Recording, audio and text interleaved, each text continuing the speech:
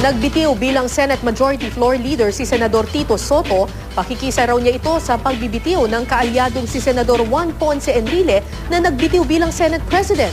May news to go si Ruth Cabal. But let me assure all Kasunod ng pagbibitiw ni Senador Juan Ponce Enrile bilang Senate President, nag-resign na rin bilang Majority Floor Leader ang kaalyado niyang si Senador Tito Soto. Siguro parang pakikisama na rin kay Senator Enrile.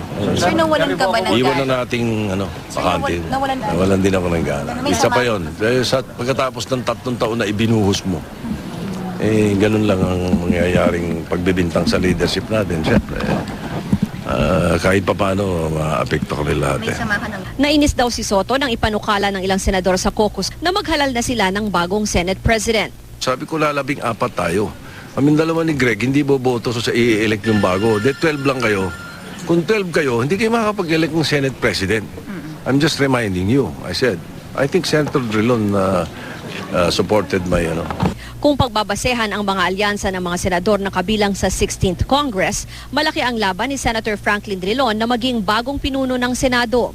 3 sila ngayon sa Liberal Party o LP. Ang mga bagong halal at re-electionist mula sa Team Pinoy. Nauna na ring nagpahayag ng suporta ang Nationalista Party ni Senator Manny Villar. Meron naman kaming coalition So wala naman nagbabago doon at yun naman itutuloy din at susuportahan namin yung kandidato magkakaroon kami ng common candidate. Siyempre may mga negosasyon pa na nangyayari sa mga committees. 3 namang senador ang posible rin daw umanib sa mayorya. Pero si Senator Bong Revilla hindi tiyak kung saan papanig. Matatanda ang nakaalitan niya kamakailan si LP President at DILG Secretary Mar Rojas. Sina Soto at Estrada naman, tanggap na raw na ang grupo ni Enrile ang magiging bagong minorya. Inassure yata ni Senate President Enrile kay Senator Drilon, he will be a constructive oppositionist. Meaning to say, hindi kami magiging destructive sa anumang batas na ihayag ng administrasyon o ng mayorya. Samantala sa huling araw ng sesyon ng 15th Congress, present ang lahat ng 5 senador nagagraduate na o yung nasa huling termino na. Abala na sa pag-aayos at pag-iempake ang mga staff ni Senator Edgardo Angara na mahigit 2 dekadang naging senador.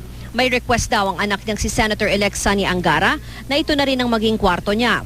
Una nang nag-valedictory address si Angara kung saan ibinida niya ang mga batas na inakda niya. Ang unang gagawin ko, matutulog ako for 28 hours. I go into farming, I go into think tanking, and I go into writing. Present din sina Senators Joker Arroyo, Ping Lacson, Kiko Pangilinan at Manny Villar. Bagamat hindi pinalad nung tumakbo sa 2010 presidential elections, aambisyonin pa kaya ulit ni Villar ang pinakamataas na posisyon sa bansa? Hindi ako inclined. Palagay ko hindi na siguro. Kasi sa ngayon parang maganda na ang buhay ko Ang baba na aking blood pressure at cholesterol at tsaka yung sugar. Bago naging senador noong 2001, nakilala ang Noy Congressman Arroyo bilang lead prosecutor sa impeachment trial ni dating Pangulong Joseph Estrada. Kilala bilang Scrooge of Congress dahil sa umano'y pagiging matipid niya. Anong pinakamamimiss mo dun sa trabaho mo? Well, the regularity of coming here, at least I do something. Sina Lacson at Pangilinan mukhang di naman magpapaalam sa serbisyo publiko dahil mismo ang Pangulong Aquino ang nagkumpirmang inalok niyang maging miyembro ng kanyang gabinete ang dalawa. Sabi ni Lacson, mas magiging at home daw siya sa paglipat niya mula legislative papuntang executive branch kung ang magiging bagong posisyon niya ay may kinalaman sa kampanya ng gobyerno kontra katiwalian. And that's good because I can support yung advocacy ng Presidente Aquino. Sir, so talagang medyo maikli lang ang panahon? Kung yun, hindi ko sigurado kasi wala nga details Puro general terms ang pinag-uusapan sa ngayon. Sabi naman ni Pangilinan, halos 1 taon na raw nang unang nabanggit sa kanya ng Pangulo ang pwesto sa gabinete. Bagamat hanggang ngayon, wala pa raw silang pinal na usapan tungkol dito. Pero bago raw siya ulit sumabak sa trabaho. Bakasyon muna. Pahinga muna. I guess time with my family. Bakasyon kasama ang mga bata, kasama si Sharon. Ruth Cabal, GMA News.